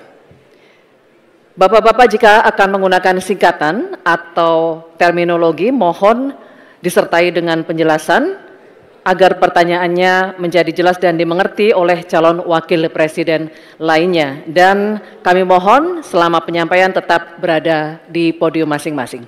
Baik, kami persilakan sekarang calon wakil presiden nomor urut 2 Bapak Gibran Rakabuming Raka untuk bertanya kepada calon wakil presiden nomor urut 1 Bapak Muhaimin Iskandar. Waktu Bapak 1 menit dimulai ketika Anda berbicara. Silakan. Baik, terima kasih Gus Muhaimin. Paslon nomor 1 dan tim suksesnya sering menggaungkan LFP, lithium ferrofosfat. Saya nggak tahu ini pasangan nomor 1 ini anti nikel atau gimana? Mohon dijelaskan. Masih ada waktu, Pak Gibran, apakah akan digunakan? Akan saya gunakan apabila pertanyaannya belum jelas. Bagaimana Gus? Cukup? Saya jelaskan juga nggak apa-apa. Singkatan dan terminologi mohon dijelaskan. LFP, lithium ferrofosfat. Tadi sudah saya bilang kan, lithium ferrofosfat. Itu sering digaungkan Pak Tom Lembong itu. Lithium ferrofosfat. Baik. Masih ada waktu untuk menjelaskan atau cukup? Cukup? Baik. Sekarang kami persilakan kepada calon wakil presiden nomor urut 1 Bapak Muhaimin Iskandar untuk menjawab. Waktu Bapak 2 menit dimulai ketika Anda berbicara. Silakan. Terima kasih. Tenang Pak Gibran. Semua ada etikanya. Termasuk kita diskusi di sini bukan tebak-tebakan definisi, tebak-tebakan singkatan. Kita levelnya adalah policy dan kebijakan. Prinsipnya sederhana. Semua kembali kepada etika Pak Gibran. Etika, sekali lagi etika. Etika itu adalah etika lingkungan. Apapun yang menjadi kebijakan kita menyangkut produksi, pengambilan tambang sumber daya alam, juga apapun yang kita gunakan seluruh potensi bangsa ini, rujukannya adalah etika lingkungan. Komitmen kita intinya adalah keseimbangan antara meletakkan manusia dan alam. Keseimbangan ini tidak bisa ditawar-tawar agar pembangunan kita berkelanjutan, agar melibatkan semua pihak yang ada. Tidak ada satupun yang tertinggal, sehingga produksi yang kita munculkan pun dari tambang, dari litium, dari apapun itu tidak sembrono dan tidak sewenang-wenang. Bahkan yang lebih parah lagi, tidak mempertimbangkan lingkungan dan keberlanjutan masa depan. Sekali lagi, intinya bukan hanya etika lingkungan, tetapi etika bahwa forum ini adalah forum policy yang berharga. Jangan-jangan kalau kita tebak-tebakan definisi di sini, saya ragu kita ini levelnya SD, SMP, atau jangan-jangan ijazah kita palsu semua di sini. Ini yang mengagetkan. Jadi kalau tebak-tebakan, ya bukan di sini levelnya. Di sini adalah kebijakan kita untuk memimpin negara. Bapak Muhaimin, waktu Anda habis, terima kasih. Selanjutnya kami persilakan kepada calon wakil presiden nomor urut 2, Bapak Gibran Rakabuming Raka untuk menanggapi. Waktunya 1 menit dimulai saat Bapak berbicara. Silakan. Ini agak aneh ya, yang sering ngomongin LFP itu tim sesnya, tapi cawapresnya nggak paham LFP itu apa. Kan aneh. Sering bicara LFP, lithium ferrofosfat, Tesla nggak pakai nikel. Ini kan kebohongan publik, mohon maaf. Tesla itu pakai nikel, Pak. Dan kita sekarang, Indonesia itu adalah negara yang punya cadangan nikel terbesar sedunia. Ini kekuatan kita, ini bargaining kita. Jangan malah membahas LFP. Itu sama saja mempromosikan produknya China, Pak. Saya nggak tahu ya, Pak Tom Lembong dan tim sesnya sering nggak diskusi dengan cawapresnya. Masa cawapresnya nggak paham? Aneh loh. Saya jelaskan sekali lagi, lithium ferrofosfat itu adalah alternatif dari nikel. Intinya ada negara yang nggak mau pakai nikel. Nah, itu loh Gus yang saya maksud. Apakah Gus Muhaimin juga anti nikel? Baik, waktunya habis. Terima kasih Pak Gibran. Baik, kami lanjutkan. Mohon tenang dulu Bapak, Ibu. Cukup Bapak-Bapak. Bisa kita lanjutkan ya. Terima kasih, terima kasih, terima kasih. Sekarang kami persilakan kepada calon wakil presiden nomor urut 1 Bapak Muhaimin Iskandar untuk merespon tanggapan dari Bapak Gibran Rakabuming Raka. Waktu Anda 1 menit Bapak, silakan. Saya setuju bahwa potensi sumber daya alam kita harus terus kita promosikan.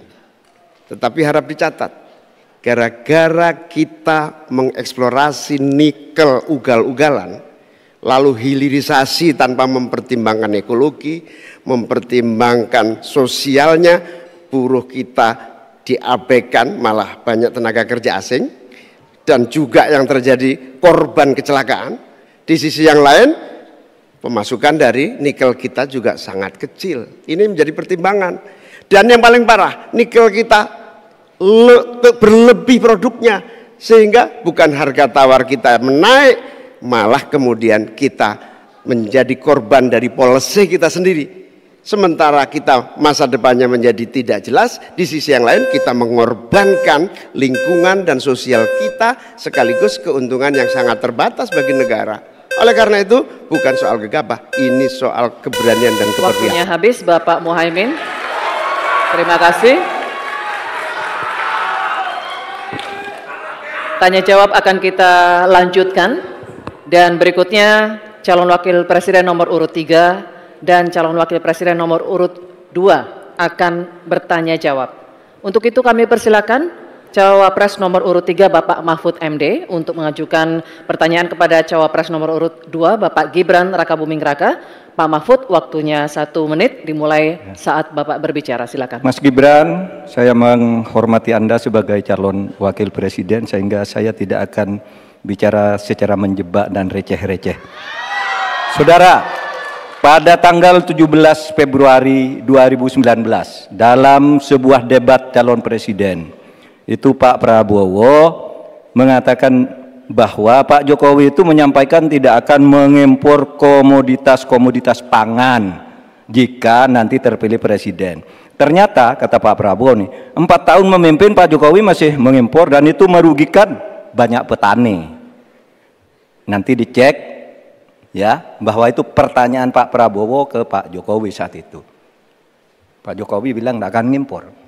Tapi sampai sekarang kita masih mengimpor banyak. Masih mengimpor banyak. Malah semakin banyak mafianya impor-mengimpor bahan pangan itu. Nah itulah sebabnya apa usul Anda untuk menyelesaikan masalah 5 tahun lalu ini. Ya. Baik. Lama. Cukup. Ini kami persilakan Cawapres nomor urut 2 Bapak Gibran Rakabuming Raka untuk menjawab. Waktunya 2 menit dimulai saat berbicara. Silakan. Sepertinya Prof. Mahfud agak ngambek ya, soalnya saya sudah 2 kali memberikan pertanyaan yang sulit.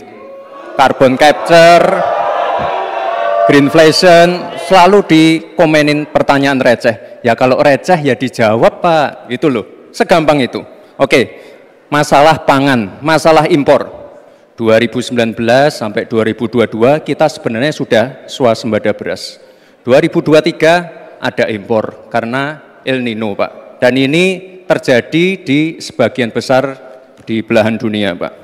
Kuncinya sekarang adalah bagaimana kita bisa bekerja sama melakukan ekstensifikasi, intensifikasi lahan di tingkat desa sampai tingkat nasional secara efektif. Pupuk itu kunci. Makanya kemarin ada pabrik pupuk di Fak-Fak. Ini kunci untuk meningkatkan produktivitas. Lalu mekanisasi. Ini kalau tidak ada mekanisasi, produktivitasnya tidak akan meningkat. Ada combine harvester, ada RMU. Ini wajib untuk meningkatkan produktivitas sekaligus mengurangi food loss atau food waste. Lalu tentu saja kita harus menggandeng anak-anak muda. Misalnya di Jabar sudah ada program petani milenial. Ya kita juga harus mengedepankan smart farming. Kita pakai IoT untuk mengecek kesuburan tanah, pH tanah, keasaman tanah, penting sekali itu Pak. Lalu kita pakai drone untuk menyemprotkan pestisida. Jadi memang yang namanya food estate, lahan pertanian itu adalah program jangka panjang Pak. Jadi tidak bisa dijudge sekali panen, 2 kali panen, 3 kali panen. Panen pertama, kedua, ketiga itu pasti tidak pernah 100%. Ini yang petani pasti paham. Baru nanti panen ke-6, ke-7, ke-8 baru akan kelihatan seperti apa hasilnya. Itu Pak, terima kasih dan mohon maaf sebelumnya Pak. Waktunya habis, terima kasih. Cukup. Bapak Ibu cukup. Baik, kita lanjutkan dulu. Saatnya calon wakil presiden nomor urut 3 Bapak Mahfud MD untuk menanggapi, waktunya 1 menit saat Bapak berbicara, silakan. Pertanyaan saya bukan itu. Pertanyaannya itu, dulu Pak Prabowo bertanya, katanya Pak Jokowi tidak mau ngimpor beras. Lalu sekarang faktanya, per hari ini, catatan data ini harus dibaca ini. Impor kedelai 2 juta ton, susu 280 juta ton, gula pasir 4,1 juta ton, beras 2,8 ton, daging sapi 160 juta ton. Ini hasilnya seberapa dari hasil debat dulu yang tanggal 17 Juli itu. Perkembangannya seberapa? Semakin banyak nih angkanya. Semakin banyak impornya, semakin terdiversifikasi juga, diversifikasi juga impornya dari data ini. Nah, oleh sebab itu kemudian secara lebih mendasar, saya ingin menanyakan posisi Mas Gibran dengan penuh hormat. Posisi Anda sebagai wakil presiden, bagaimana tentang konsep Trisakti Bung Karno terkait kemandirian ini? Baik. Selanjutnya kami persilakan Cawapres nomor urut 2 Bapak Gibran Rakabuming Raka untuk merespon tanggapan dari Bapak Mahfud MD. Waktunya 1 menit Pak, dimulai dari saat Bapak berbicara, silakan. Terima kasih Prof. Mahfud untuk evaluasinya. Sekali lagi saya mohon maaf jika ada kata-kata saya yang salah. Tapi sekali lagi, ini harus kita evaluasi. Dan kita jangan memberikan narasi-narasi yang menakutkan kepada warga. Intinya adalah program-program yang sudah berjalan sekarang. Nomor 1 dan nomor 3 ini kan kompak, food estate gagal. Saya tegaskan sekali lagi Pak, memang ada yang gagal, tapi ada yang berhasil juga, yang sudah panen. Misalnya di Gunung Mas, Kalteng, itu sudah panen jagung, singkong. Itu Pak, cek saja nanti ininya, cek saja datanya. Intinya adalah warga jangan diberikan narasi-narasi yang menakutkan. Kita harus optimis Pak. Bapak-bapak ini adalah calon-calon pemimpin, harus optimis. Jangan memberikan narasi-narasi yang menakutkan kepada warga dan masyarakat. Waktunya masih. Baik, waktunya habis. Baik, waktunya habis. Cukup. Cukup, mohon kerjasamanya. Baik, hadirin sekalian, kita akan masuk ke sesi tanya jawab yang terakhir, yakni calon wakil presiden nomor urut 1, Bapak Muhaimin Iskandar, dan calon wakil presiden nomor urut 3, Bapak Mahfud MD. Bapak Muhaimin, waktu Anda bertanya 1 menit dimulai saat Bapak berbicara. Silakan. Prof. Mahfud yang saya hormati, calon wakil presiden, bahwa kita saksikan hari ini 9 tahun terakhir ini ya, kerusakan iklim, lingkungan hidup yang mengkhawatirkan, kemudian bencana ekologis, banjir, longsor, dan berbagai keadaan sulit lainnya terjadi. Ini bukan main-main, ini serius. Nah, kalau mau jujur, kiamat makin dekat ini. Kok dianggap biasa-biasa saja, gimana Pak Mahfud? Karena itu saya ingin menyampaikan data-data penting nih, catatan saya ini. Konflik agraria semakin banyak dan tidak diatasi. Petani kita semakin kurang memiliki hak atas akses lahan. Bahkan banyak yang masih 17 juta di bawah setengah hektar. Ini bukan soal nakut-nakuti, ini fakta yang harus kita atasi. Bagaimana menurut Pak Mahfud? Apakah ini kesalahan visi atau kesalahan kepemimpinan? Baik, masih ada waktu? Cukup? Oke, terima kasih. Selanjutnya kami persilakan kepada calon wakil presiden nomor urut 3, Bapak Mahfud MD untuk menjawab. Waktu Anda 2 menit, Bapak, silakan. Ya, data yang disampaikan Pak Muhaimin tadi sudah saya sampaikan di dalam opening speech, bahwa konflik agraria, Pak, di kantor Polhukam saja, itu sekarang 2.587 untuk ini. Apa? Untuk masalah Polhukam saja, belum yang laporan ke polisi, belum yang laporan ke BPN dan sebagainya, itu bisa puluhan ribu. Artinya data itu saya benarkan dan sudah saya katakan lebih dulu, sejak tadi. Nah, persoalannya sekarang, bagaimana kita mau menyelesaikan itu? Begini, dulu di zaman Bung Karno, itu ada undang-undang yang menyatakan bahwa tanah-tanah milik masyarakat adat itu supaya diberikan ke masyarakat adat. Nah, pada waktu itu pemerintah itu mempunyai Inspektorat Jenderal Agraria. Inspektorat Jenderal Agraria ini mengeluarkan KINAK namanya, Keputusan Inspektur Agraria, yang menyatakan bahwa tanah adat milik si A si B diberikan kepada masyarakat adat, kepada pemilik masing-masing. Nah, tetapi sesudah zaman Orde Baru muncul BPN, sehingga dikatakan bahwa yang disebut sebagai produk KINAK itu bukan bernilai sertifikat, sehingga menjadi mentah lagi Pak persoalannya. Jadi tumpang tindih sertifikat. Pada saat KINAK itu dikeluarkan, itu secara hukum sah. Tapi begitu ada Orde Baru, itu harus bentuk sertifikat dari BPN. Terjadi tumpang tindih, terjadi kasus rempang, dan sebagainya, dan sebagainya. Oleh sebab itu, menurut saya ini harus dibuat kesepakatan bagaimana cara menyelesaikan ini. Selesai. Baik Pak Mahfud, terima kasih. Selanjutnya, kami persilakan kepada calon wakil presiden nomor urut 1, Bapak Muhaimin Iskandar untuk menanggapi. Waktu Bapak 1 menit, silakan. Ya, banyak masalah yang menjadi kendala terlaksananya reforma agraria. Salah satunya birokrasi kita, kesungguhan politik kita, kemauan kepemimpinan. Di bawah presiden harusnya ada satu kelembagaan yang bisa mengelola reforma agraria dengan sangat sungguh-sungguh, tidak dibiarkan terus-menerus. Yang pertama soal reforma agraria, yang kedua soal lingkungan, bencana ekologis di mana-mana. Saya tidak menyalahkan siapapun ya, ini sebuah fakta yang harus kita antisipasi bersama dengan baik-baik, bahwa kita sedang mengalami ancaman bahaya lingkungan dan krisis iklim yang sangat mengerikan. Panas global yang masuk kepada bagian dari mengakibatkan petani kita gagal panen, gagal tanam dan seterusnya menjadi masalah. Saya hanya mengajak Pak Prabowo, Pak Gibran, Pak Mahfud, Pak Ganjar, saya, Mas Anies, dan siapapun, untuk kita sama-sama tobat ekologis, memperbaiki ke depan menjadi lebih baik lagi. Tobat ekologis penting untuk masa depan kita. Baik Pak Muhaimin, terima kasih. Sekarang kami persilakan kepada calon wakil presiden nomor urut 3 Bapak Mahfud MD untuk merespons tanggapan dari Bapak Muhaimin. Waktu Bapak 1 menit dimulai saat Bapak berbicara. Setuju, karena yang diusulkan Pak Muhaimin tentang lembaga reforma agraria itu memang menjadi salah satu bagian dari misi kami pada tahun ini.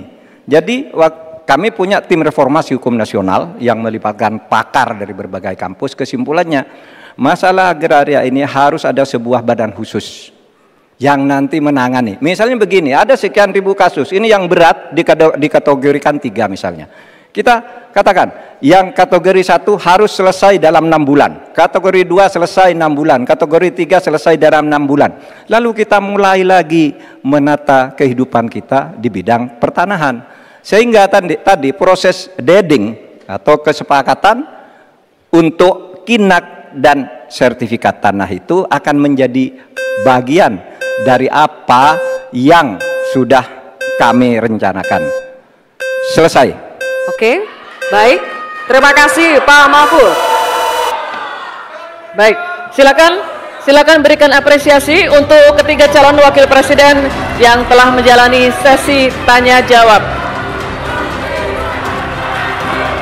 Hadirin dan pemirsa,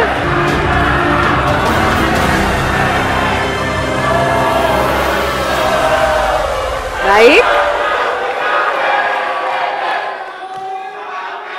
Baik, kita akan langsung memulai closing statement atau pernyataan penutup dari para calon wakil presiden.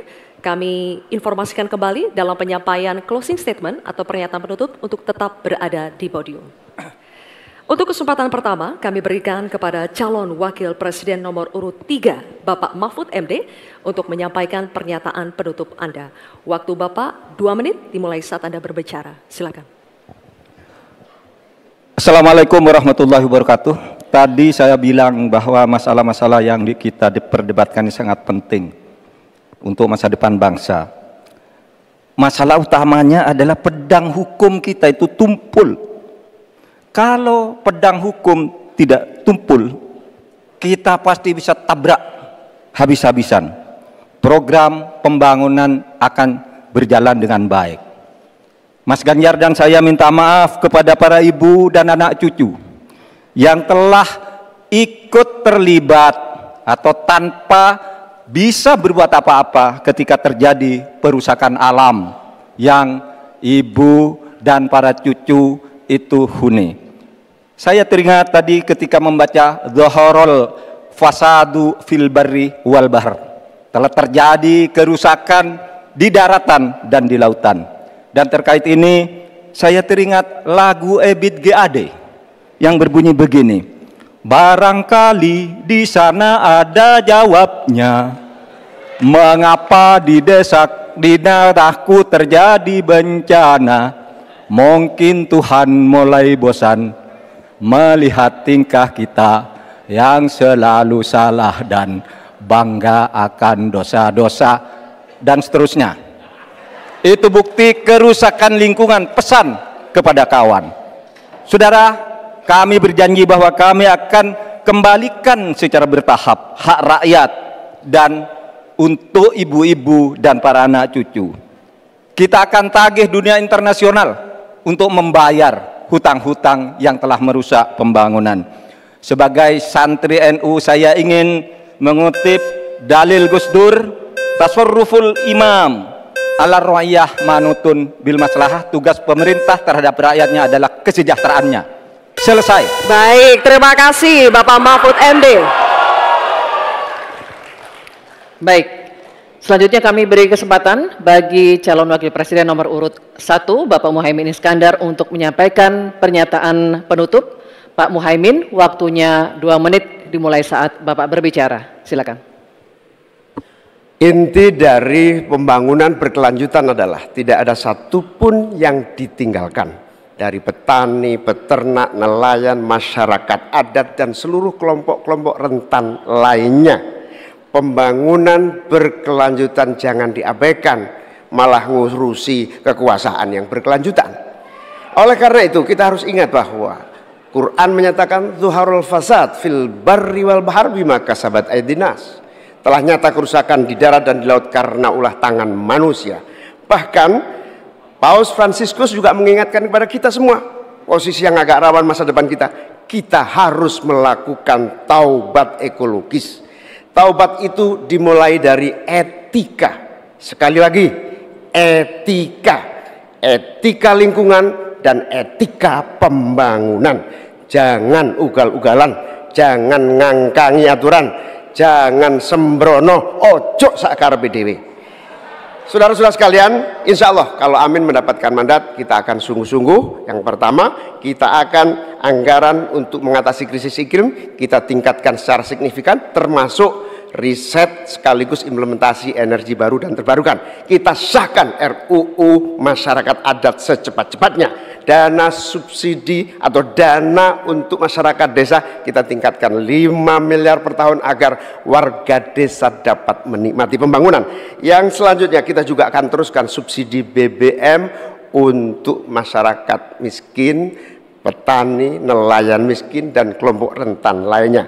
Transportasi publik menggunakan energi listrik juga menjadi salah satu solusi untuk mengurangi polusi dengan cara pembangunan kota. Reforma agraria harus dieksekusi untuk memangkas ketimpangan. Saatnya kita berubah, saatnya kita pilih perubahan. Baik, terima kasih Bapak Muhaimin. Baik, kita akan berikan kesempatan juga kepada calon wakil presiden nomor urut 2 Bapak Gibran Raka Buming Raka untuk memberikan pernyataan menutup. Waktu Anda 2 menit dimulai ketika berbicara. Silakan. Baik, terima kasih. Saya tidak akan pernah bosan-bosan membahas hilirisasi. Dengan hilirisasi kita akan keluar dari middle income trap. Dengan hilirisasi kita akan meningkatkan nilai tambah di dalam negeri. Dengan hilirisasi kita akan membuka lapangan pekerjaan seluas-luasnya. Tentunya dalam pelaksanaannya dipikirkan aspek lingkungan, keberlanjutan, dan sosialnya. Dampak perubahan iklim ini semakin nyata. Banjir, kekeringan, kenaikan air laut, ini adalah ancaman nyata dan sudah di depan mata. Semua masalah ini adalah tantangan zaman now. Membutuhkan solusi zaman now. Tantangannya adalah bagaimana kita mencari titik tengah, titik keseimbangan.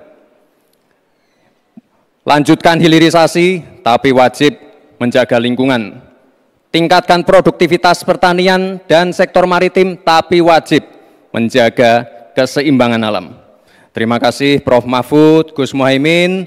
Semoga debat malam ini memberikan gambaran tentang kemana arah bangsa ini akan melangkah. Sekali lagi, tantangan zaman now membutuhkan solusi zaman now. Tentunya anak-anak zaman now perlu lebih banyak lagi dilibatkan. Terima kasih Pak Prabowo sebagai salah satu senior dan teladan yang paling banyak melibatkan anak-anak zaman now. Langkah awal menuju Indonesia Emas, datang ke TPS, coblos nomor 2, Prabowo Gibran. Terima kasih. Mas Gibran masih ada waktu? Waktunya masih ada. Cukup atau lanjut? Cukup. Mas Gibran. Baik, terima kasih. Silakan hadirin, saatnya kita berikan apresiasi untuk ketiga calon wakil presiden yang sudah menyelesaikan seluruh rangkaian debat pada malam hari ini. Bapak Ibu sekalian, masih ada satu debat terakhir yang akan diselenggarakan oleh Komisi Pemilihan Umum.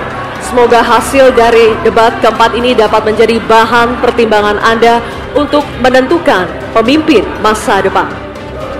Ya, dan selanjutnya kita akan menyanyikan lagu Bagimu Negeri. Kami mohon kesediaan para calon wakil presiden untuk tetap berada di atas panggung, disertai dengan calon presidennya masing-masing untuk bergabung ke atas panggung. Baik, kami juga mengundang ketua, anggota, dan sekjen KPU RI untuk mendampingi ketiga pasangan calon di atas panggung untuk menyanyikan lagu Bagimu Negeri.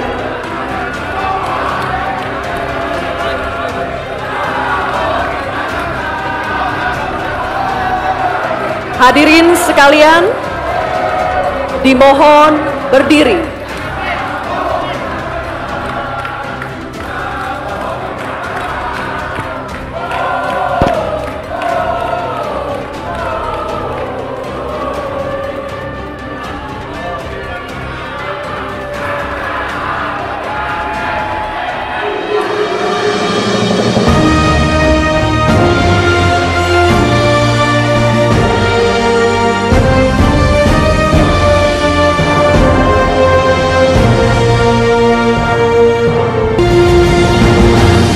Hadirin dipersilakan duduk kembali.